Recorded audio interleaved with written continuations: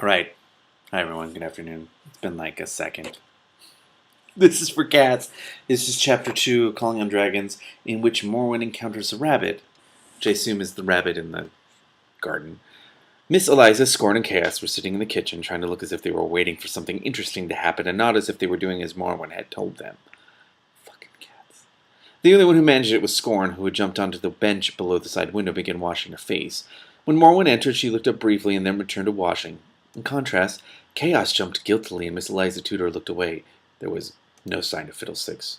Arcanus has left, and Grendel has gone with her, Morwen said, setting the paint on the table. Now, which of you three would like to begin? Begin what? Chaos asked warily. Scorn stopped washing and snorted. Don't be dense. She wants to know about our chasing Grendel. We've already explained that, Miss Eliza said. Not to my satisfaction, Morwen said. You know better than to pick a fight with another witch's cat. At least, I thought you did. It's our job to keep things out of the garden, Chaos said, looking up with his green eyes wide. That's all we were doing. Morwen sighed. Well, at least I don't have to ask who started it. What happened exactly? The cats exchanged looks. Well, we were out by the back fence, the three of us, and Anaphilia and Murgatroyd, Miss Eliza said. Chaos was in the apple tree. As usual, Chaos put in. You'd think it belonged to him.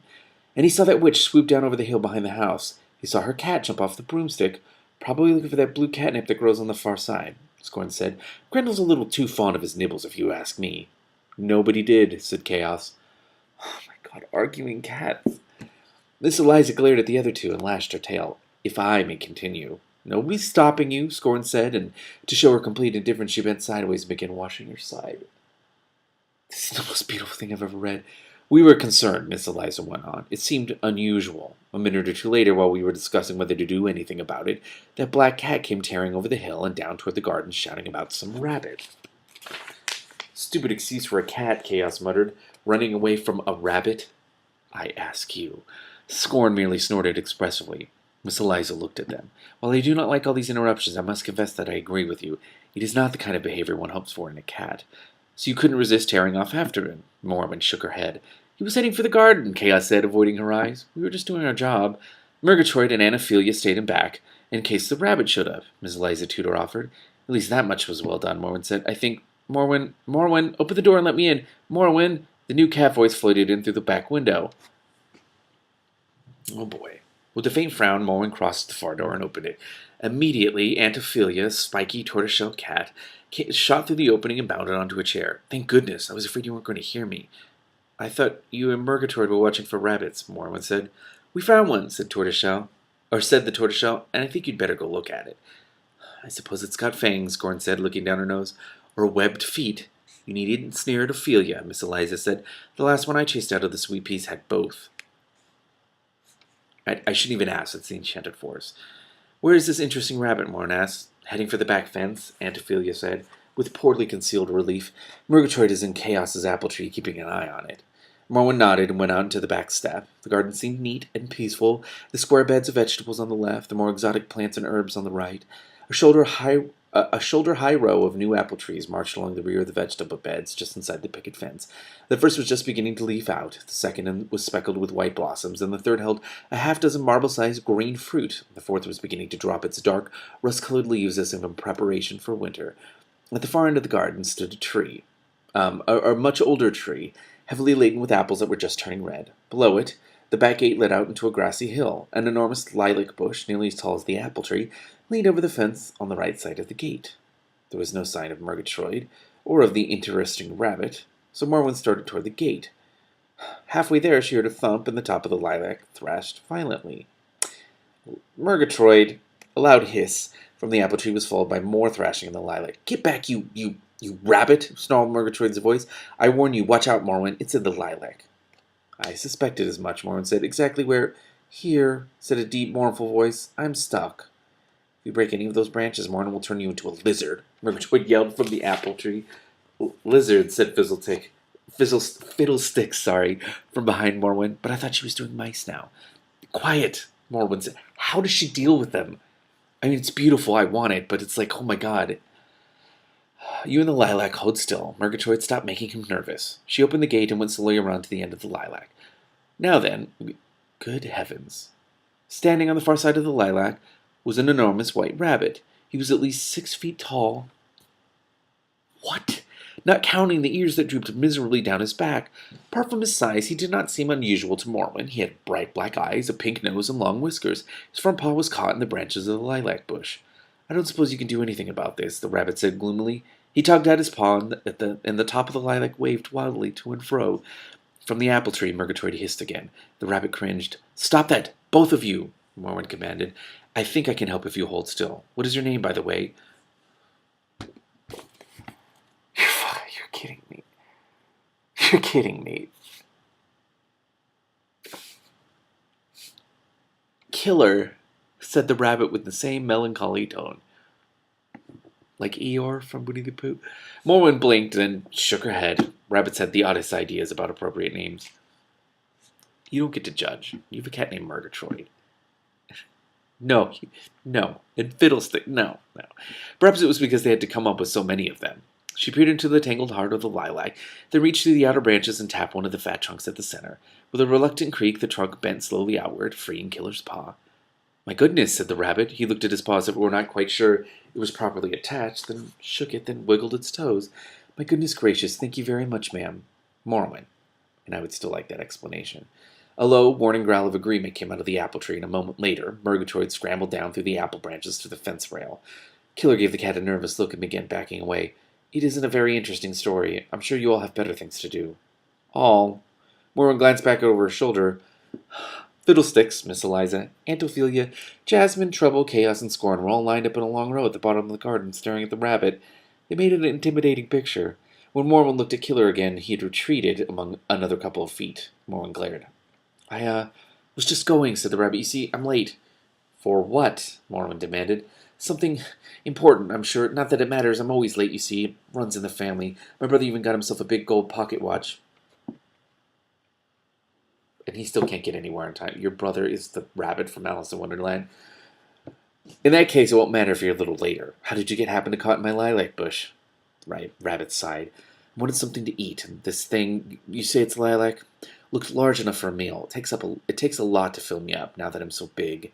Only I couldn't reach the bit I wanted, and when I tried, the branches twisted around, and I got stuck, and then he snarled at me. Killer broke off, cringing, as Murgatroyd demonstrated the snarl for Morwen's benefit. Morwen frowned at the rabbit. How long have you been 6 feet tall? 7 feet, 11 inches, corrected Killer, counting the ears. Since this morning, and it's no fun, believe me, I'm hungry all the time, and I don't fit in my hole, and I can't hide under bushes the way I used to. And how did you happen to grow so large so quickly? I don't know, Killer sighed again, and his ears lifted and dropped expressively. I was just nibbling at my clover patch when all of a sudden everything started shrinking. Next thing I knew, I was nearly 8 feet tall, counting the ears, and there wasn't enough clover for a snack, much less breakfast. It didn't even taste right, he finished sadly. Before or after you started growing? The rabbit's ears stiffened as he frowned in concentration. The taste? Before, definitely before. The leaves were a little sour and the stems don't crunch right. It sounded as if some enchanted seeds had gotten mixed in with the clover, and Killer had eaten these sprouts. If Warren was lucky, he wouldn't have eaten all of them. A plant that increased one's size would be a valuable addition to the garden, even if it only worked on rabbits. I'd like to see this clover patch. Well, Killer hesitated. Do you have to bring them? I don't like cats. I don't think I'll need everyone, Morwen said. Aunt Ophelia, Trouble, and Miss Eliza will be quite enough. Why can't I come? Fiddlesticks trotted up to the gate and inspected the rabbit through the slits. I didn't get to chase Fatso, and I didn't get to chase the rabbit. My, he's big. And I didn't get any fish. You talk too much, that's why, Trouble told him. Perhaps you should go tell Jasper what's happened, Miss Eliza put in. Right, said Fiddlesticks. Maybe he's caught a mouse while we've been out here talking to rabbits. Maybe he'll share. And he bounded off. Optimist, said Scorn, looking after him. If we're going to look at vegetables, said Aunt Ophelia, in tones that conveyed her poor opinion of the entire undertaking, perhaps we should get it over with. Are you done for now, Morwen? Jasmine asked, because if you are, I'm going back to the window before someone else grabs it. Go ahead, Morwen told her. Immediately, Jasmine and Scorn took off at a dead run for the house. Morwen cheered the rabbit. Now about this clover patch? Killer dropped on to all fours, which brought his head nearly level with Morwen's.